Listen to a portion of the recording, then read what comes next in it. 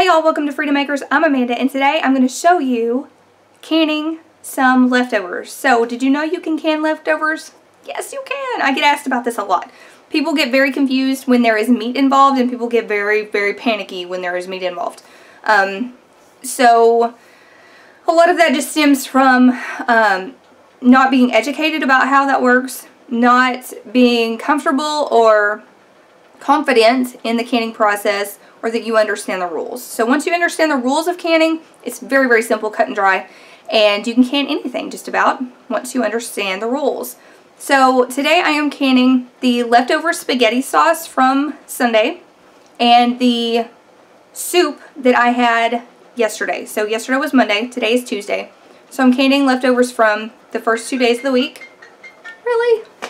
Sorry about that, guys. So when you are canning soups or sauces, anything like this, you want to make sure, if it has meat in it, that you are processing for the correct amount of time. So the standard is 75 minutes for pints, and 90 minutes for quarts. So any meat dish, anything you have meat in.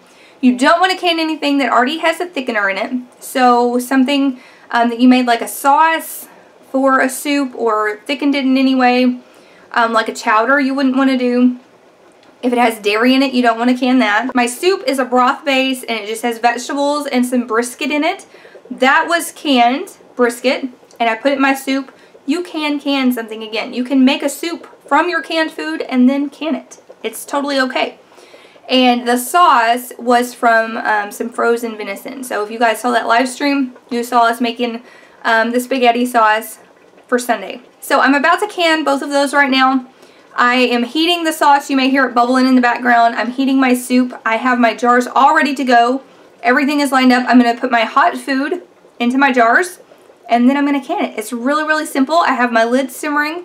There's really nothing to it. So sometimes I really like to do this on purpose. By planning like this, it really helps me to create some meals in a jar that I can use just at a whim. If I'm out late teaching an essential oil class, or if I'm canning all day and I don't want to make dinner, like that happens, things come up and you are rushed for time sometimes.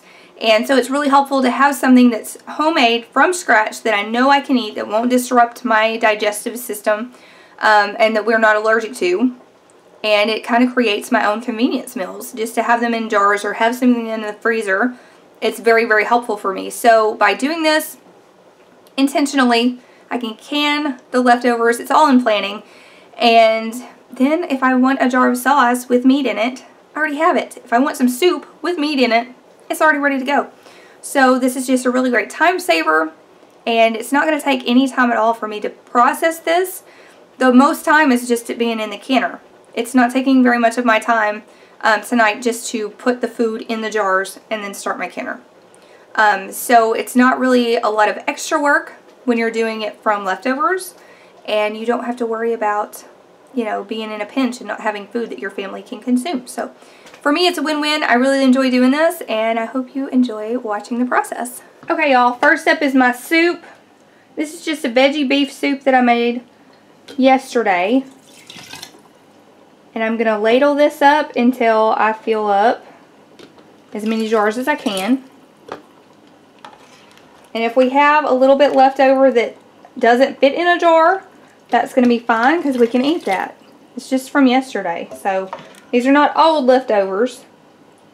Thinking I might get 2 quarts out of this soup.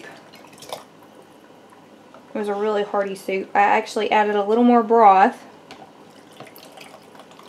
So we have a little more broth in this. Okay. So the rest I think I'm just going to pour in here carefully. Beautiful. Okay, it's not quite a quart, but I'm going to go with it anyway.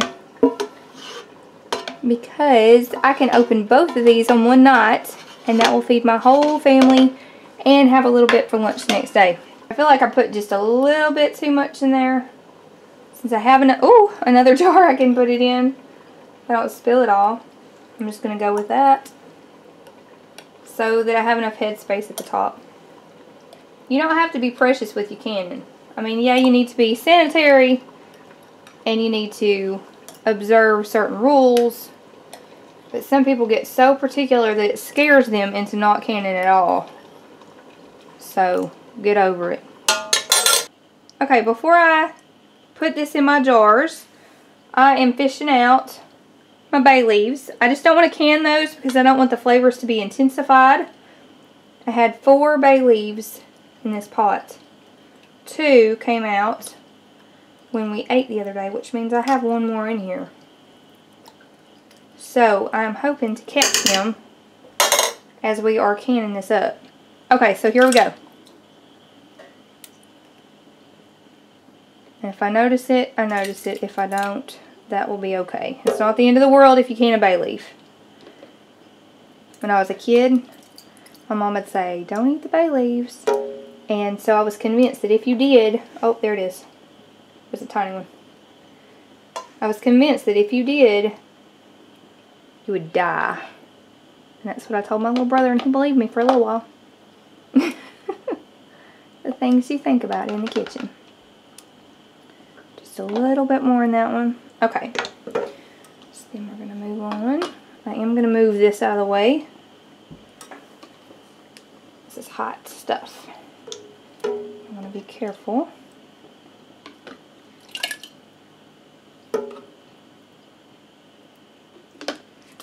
I may get 2 more jars out of this. That is wonderful. I was hoping to have a full canner load of leftovers.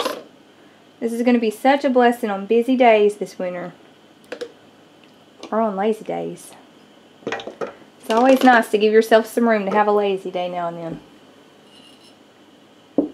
There we go.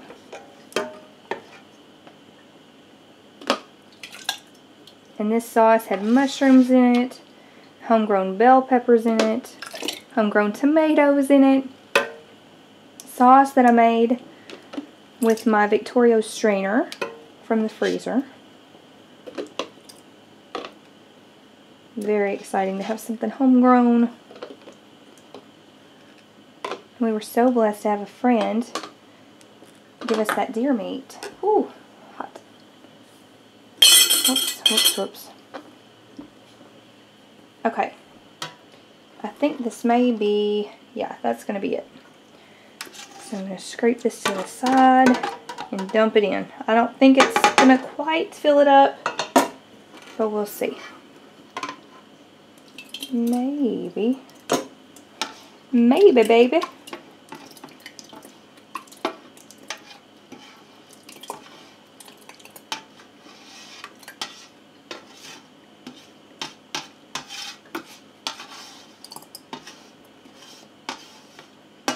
Almost. It's over halfway, so it wouldn't fit in a pint. Making a mess. So I'm going to just leave it like this, and that's fine. We'll just use that in a small batch of something or add it to another jar on a night when we need a little extra. Alright, so now I'm just going to wipe my rims. You don't want to have any sauce or anything on your rims, and I did put a little vinegar on this to wipe it with, especially when you're dealing with meat, because you don't want to accidentally leave, ooh, they're hot. You don't want to accidentally leave any grease around your rim because it might interfere with the seal. So when you're dealing with meat or doing a broth like this or anything, you definitely want to cut any grease on the top with some vinegar. Now I've wiped all of my jars with that vinegar, and I've got my lids here that have been simmering. I'm going to pop all these on real quick, and then I'm going to pop them in the canner.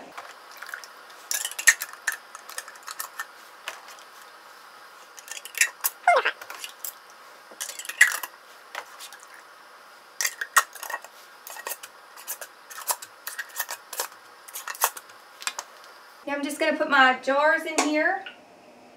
I'm real pleased that I got 6, almost all the way full quarts of food from leftovers for the last 2 days. That is awesome to me, and this is going to make a happy addition to my pantry.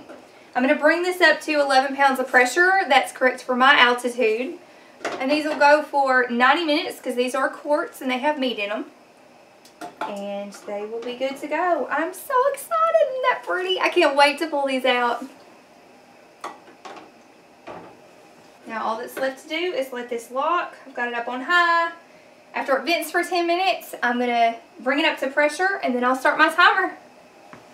So thank you guys so much for watching. I hope you enjoyed seeing this process and seeing how this goes. If you have any questions or concerns, please list those in the comment section and I will try to get to those.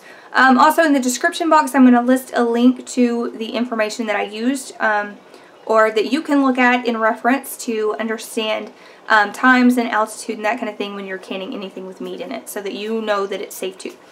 So the the National Center for Home Food Preservation is a website that I use all the time. It's very, very helpful. All those recipes are tested, and it just gives a lot of people peace of mind to be able to go back and look at that as well. So that will be listed in the description box below. I hope you enjoyed this video. If you did, give it a thumbs up, share it. If you're new, welcome. Subscribe if you haven't already, and I will catch you guys in the next video. Thank you so much for stopping by. Alright y'all, these just came out of the canner. I'm hoping they all seal. They look great. That's going to be a great addition to our pantry. But I think I've gotten bit by the cannon bug again. I have many, many more lids stacked out, ready for tomorrow, because I'm soaking not 1, not 2, not 3, but 4 kinds of beans so that I can can beans tomorrow. I've got my jars washed. They're ready to go. And tomorrow I'll can. I'm just waiting for those black-eyed peas because I ran out of Berkey water, so I'm going to put some Berkey water in that and put it over here with these other beans. I'm going to let these soak overnight, and then in the morning I'm going to get to canning again. Thank you guys so much for stopping by.